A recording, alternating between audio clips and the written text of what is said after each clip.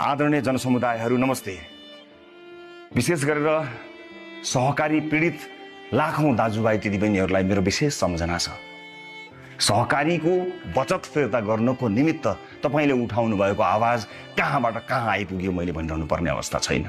आज 2 खर्ब 75 अर्ब पैसा सहकारीको अपचलन भएको र पछिल्लो संसदीय छानबिन समितिले 86 अर्ब पैसा हिनामिना भएको आवाज निकालिरहँदा त्यसैको छानबिनमा सघाउनको निमित्त म अहिले प्रहरी हिरासतमा छु।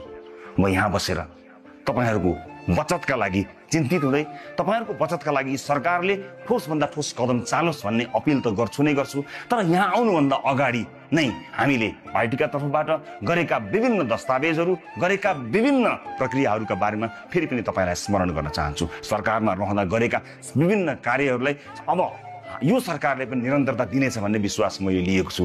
तपाईहरुको साथमा जुनसुकै परिस्थितिमा पनि लड्नको लागि तयार छु।